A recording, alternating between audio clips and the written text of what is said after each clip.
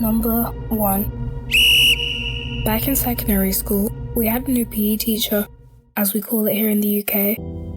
Well, he wasn't really a new PE teacher. He was more of a substitute, but he was always late to his cover lessons. He did get reprimanded once for being outside the PE locker rooms and checking out the girls as they came through when he was supposed to be elsewhere. I had him for a couple classes, such as French, Geography, and PE. During a PE class, he walked into the girls' changing room several times whilst we were all getting changed. And when we went outside to be put into groups, he was in charge of monitoring the girls' group for that session. And lucky old me was put into his group, despite choosing mixed. In the lesson, he made us do explicit stretches and would walk around touching us saying, and I quote, "assisting you in making sure your posture is correct." Although, I don't know what exercise has a person caressing your behind. But sure, whatever, we'll roll with it. 10 minutes before the end of the lesson, the head teacher entered the class and asked the cover teacher what he was doing there, as he was supposed to be covering English and he had basically missed the whole cover lesson. I don't know what happened after that, but we did get wind of his untimely dismissal. Rumours amongst the PE staff speculated that he was let go for touching a girl very, very inappropriately. Now, although this story isn't deeply horrifying, it still is very unsettling. Being a 13-year-old girl and having someone in such an authoritative manner look down at you, having deep and disturbing, unsettling thoughts running through their mind with such a lack of self-control that they can't keep themselves at bay.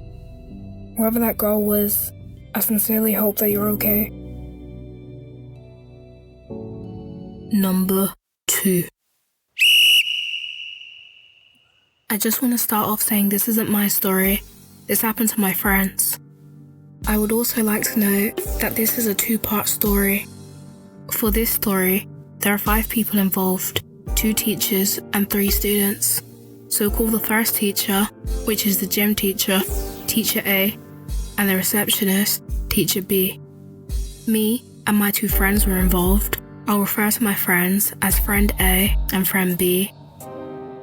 Teacher A, the gym teacher, always talked to and touched the pretty girls in the class, like on the shoulders or holding them around their waist for slightly too long that it became somewhat noticeable. He was always encouraging them to take part in the gym activities, especially football, as he was a football coach, and he would spend most of his time on the fields during these lessons.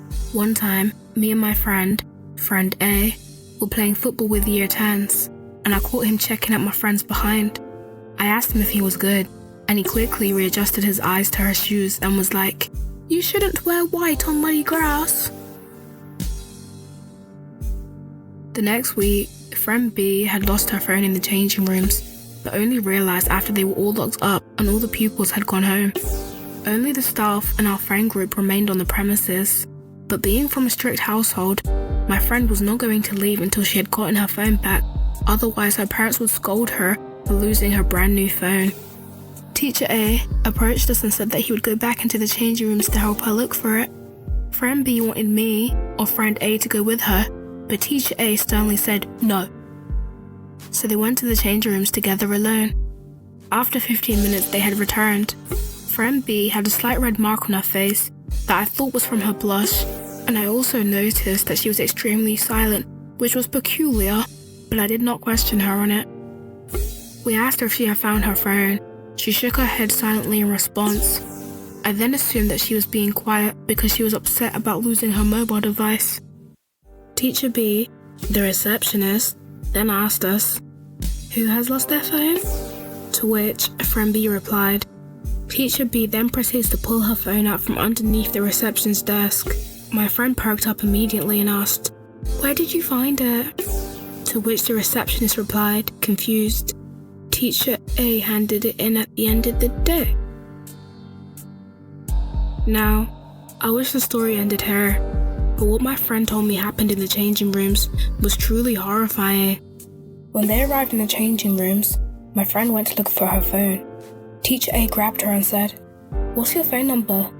So I can call it. She told him she didn't know, as it was a new phone, but he kept pressuring her to try and remember it. So she went on to pretend like she was trying to think about it. After a few minutes of this, he got annoyed and said, "Just forget it," in a harsh and annoyed tone.